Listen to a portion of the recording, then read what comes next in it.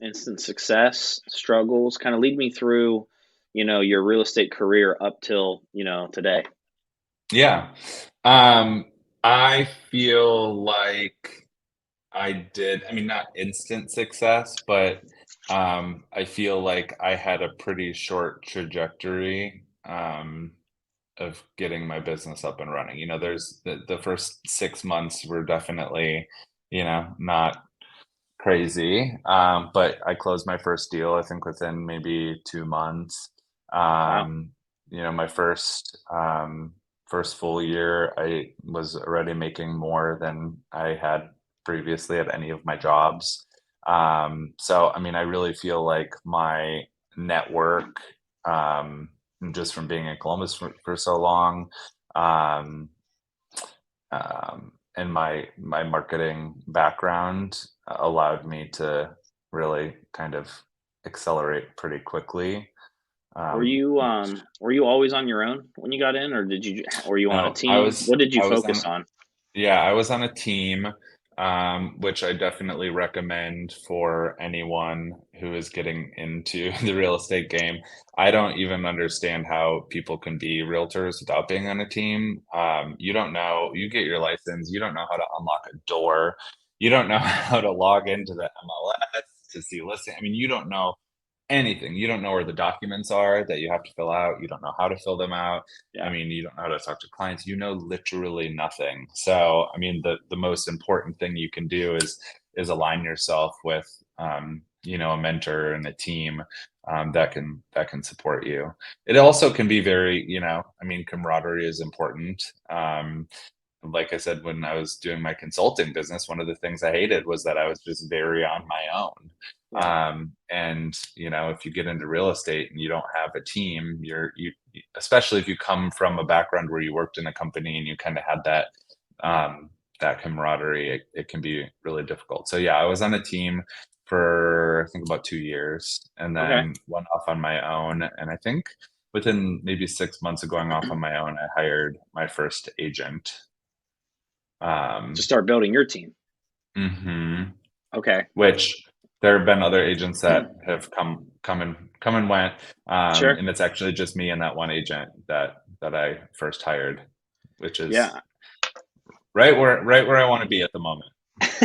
Well, you mentioned, a team, and I'm right there with you. I always tell people, Hmm. whether it's my team or any team, I don't care what it is, I think that you need to be on a team for at least your first 6 months to 12 months, because Yeah, yeah, it's not just the leads and the business. It's like everything that you just mentioned. It's the support, it's the hmm, questions, it's the paperwork, hmm, it's the little nuances, the in between. yeah, And I was just talking to a yeah, newer agent today on a call, and she's like, "I didn't even know that you could do that, about writing an offer." I was like, "Yeah, imagine." And they were at another brokerage, and I was like, that's some of the differences between, hmm, is a yeah, team for everyone? No, I tell everyone, like, a team's not for everyone. But I think for the first 6 months, 12 months, I think you can suffer a little bit if your personality is not team generated yeah, or oriented. But yeah.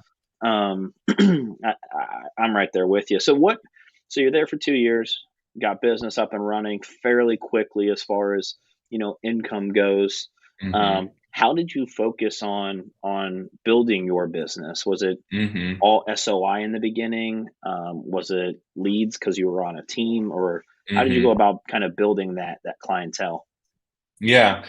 Sphere of influence has definitely been kind of my bread and butter. Um, when I was on that team, the first year, most of my business was more lead heavy. And then it very quickly kind of swapped to being more self-generated business. And that was kind of the biggest indicator to me that I needed to leave the team because um, if I'm generating all of this business already, there are people on teams that 80% of their business comes from leads that the team Hmm. hands them, and maybe 20% is self-generated business. Mine was the opposite. I was 80% self-generated, 20% leads. And so for me, it's like if I'm already generating that much of my own business, I can pay for the leads and financially be a lot better off. So that's Yeah. So you leave, and then what made you decide to go fairly quickly into building a team and leading others? Ego. I uh, love it. I love it because it's- honestly, that's one of the yeah, things I tell people that really kind of hold people back too, right? yeah. Is ego gets in the way of a lot of things, but Yeah, and was it? I've untangled that. Well, I think ego's part of it. I think another part of it is just, I'm an achiever, and Mhm. um, in our society, we're in an achiever society, and you see other people, and you see so and so with their team, and all of these people, and we have social media, banging it into our heads every day that everybody else is more successful than us, and you just have this societal pressure too of more and more and more and more and more. You need to grow. You need to, so and so's doing this. Why aren't you doing this? That means you're not as good as them. So I think that is part of it. I also, a huge thing for me with starting a team is that I've always loved mentoring. Mhm. Um, and I've always loved, sharing my knowledge and watching other people grow, and then growing from the things Yeah. that they're learning and their skill sets. So I definitely wanted to have that. I also think, camaraderie is a big thing. Just having somebody else who's in your corner is great. Um, Michael Arnold, who's the one agent on my team right now, him and I are really close, and he's ride or die, and I'm ride or die. We got each other's backs no matter what, and that feels good just to know that there's somebody else there. But also just from an operational perspective, if you have to be available immediately in real estate these days, Yeah. and I want to have a life. So if I want to travel, or if I'm sick or anything like that, I didn't want to be completely on my own, because I wanted there to be somebody else that could back me up, and that I could do the same thing for them. But yeah, I mean, I think ego is a big thing, and that's something that I've been um, untangling over the last couple years, or Yeah. actually the last couple months, I guess I could say. I'm in a place right now where I'm trying to figure out, I had this exponential growth. I made a shit ton of money, and I got burnt out. And, Hmm. the market slowed down significantly November, December of last year.